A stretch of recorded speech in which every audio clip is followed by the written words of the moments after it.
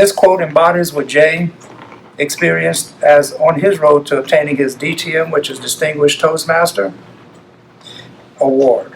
Passion plus determination minus doubt and excuses have equated to Jay having accomplished a goal that many Toastmasters start, but not many finish.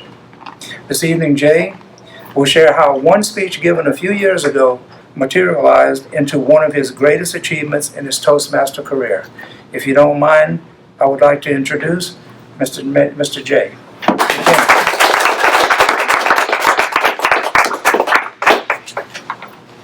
Thank you, Glenn.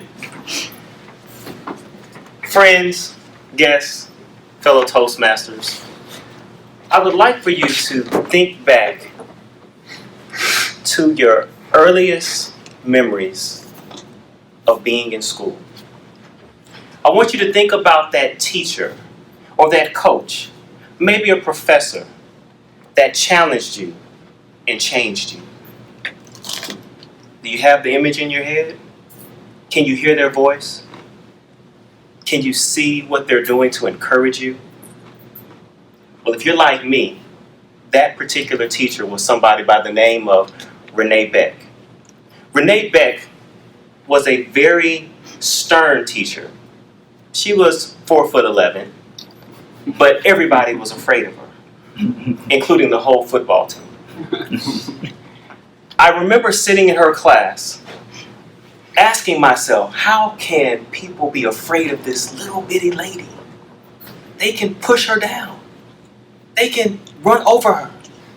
They can probably put her in their pocket and just walk away. But she commanded a presence. She demanded excellence. And it was no different for me being a wide-eyed freshman in her class. She challenged me to be better than I was the day before. Well, I didn't want to be honest with you. I was content being a basketball player. I was, in my own eyes, I guess, the best on my team. Had a girlfriend I thought was the prettiest. But again, I thought that other people didn't. But that's another story. That's another speech. But one day, she did something that changed my life forever.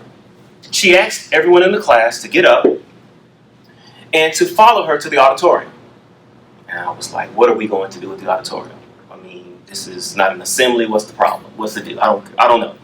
We're all walking to the auditorium, and she gives everybody a magazine. And we're like, okay, this is getting dumber by the minute here. Well, she tells everyone to turn to a page and find a paragraph and read over the paragraph silently. I'm like, we could have done this in the classroom. Then she brings out a podium, and we're in this huge auditorium. She sets up a microphone, and one by one, she calls every student up to recite and to speak about the paragraph. They can talk about it in any form or fashion, or they can read it word for word. She would put her head down as the people would read, make little notes. Good. Next. Good. Next. Not good. But next. And then it was my turn to read. I stepped to the podium, I adjusted the microphone, and I read a paragraph about Dr. Martin Luther King Jr. Just a paragraph, random. When I finished, she looked up. She said, read it again. I thought I had done something wrong. So I read it again. She said, go stand on the side. I said, just read the paragraph. So I stand to the side. Everybody else goes. She goes back to next, next, and that's the whole thing. Everybody leaves, and I'm standing there by myself. She comes over to me, And she says, "You have a gift to speak. Did you know you had that gift?" I'm like, "No, I don't have a gift to speak." She said, "Listen to me. You have a gift to speak. Do not let this gift fall to the wayside." She says, "Whatever you do not let this gift fall to the wayside." Well, I really didn't think anything of it. I really didn't give any more thought to it after that day. 10th grade year goes along, 11th grade year goes along. I graduate, I go to high school, in college rather, and then I'm in college and I'm taking a speech course, and I'm doing everything that I know to do in my speech course, and all of a sudden, lo and behold, walking through the halls was that teacher. What were the chances? And before she could say anything, she said, "Have you been exercising your gift?" And I had to do what anybody would do, lie. Yes, I've been doing it. Yes. She was like, "Do you know what I did after you read your paragraph?" She said, "I took the excerpt out of the book." And she said, "I kept it." She said, "Would you read it again for me?" And I was like, this is weird. Who walks around with this paragraph for their whole life? Like, you didn't know you were going to see me. And by faith, she did. And I entertained her, and I read it. And she just walked away. Didn't think anything of it. Fast forward, I continue my college career. I find myself being the president of multiple organizations. I find myself being the president of my fraternity. I was the president of the NAACP chapter at Northwestern State University. I was the head deacon at the church. I was a minister doing all these things, speaking, constantly speaking. And then I find this wonderful organization called Toastmasters, where you get paid to speak, and you learn to speak better so you can get paid if you would like to. And if you don't want to get paid, you still can get better as a speaker. You can get more confidence. You can present and do all of these different things. And it's expected and it's welcomed. I progressed in Toastmasters. I couldn't stop speaking. This gift that she talked about, finally something in me woke up and I began to speak. I began to give a speech every week. And then I found that there was another club in the same region and I would speak there. So I was doing 2 speeches a week. And then on top of all of that, I started doing the leadership track. And then I started doing presentations. And then I got into competitions. And then I started competing against all kinds of people. And I had the opportunity to be the Table Topics champion a few years ago. All of those things because somebody said something to me. She could have easily just said, "Good, next, move on." It didn't matter. But she saw something that I didn't even see in myself.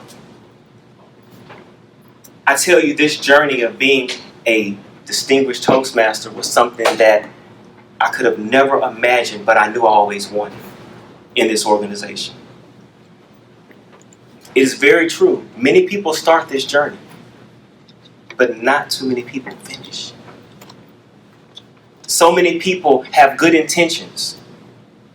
But see, the road of good intentions is paved with excuses that you have to sometimes move out of the way.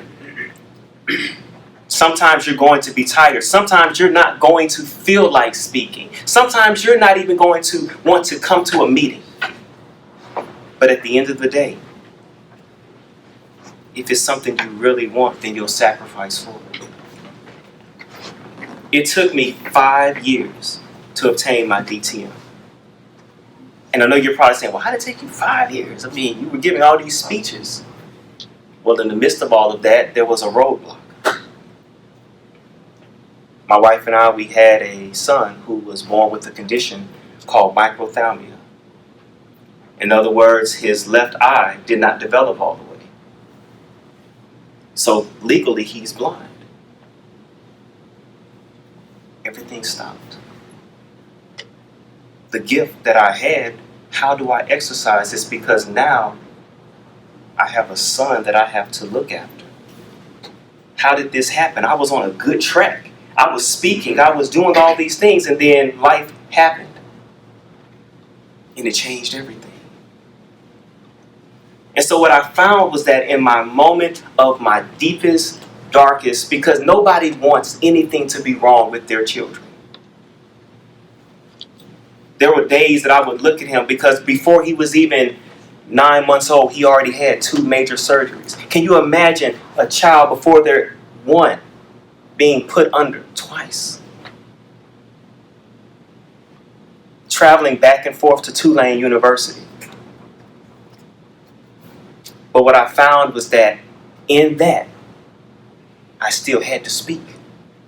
The gift didn't change. See, the gift is not going to be taken away from me. I still had this responsibility of this gift. And so I took all of that, the hurt, the disappointment, the uncertainty, and I channeled it into more speeches. I channeled it into presentations. I channeled it into contests. And when everything was said and done, I would go to my mailbox a few weeks ago, and I would have this box. And the box would simply say, "Congratulations, you are a DTM." Everything was worth it. I don't know if that teacher will ever cross my path again. If she does and she has that speech, I'm going to call her a stalker. But if she does, I can tell her, "Thank you." And I can tell her, I did use the gift. Mr. Toastmaster.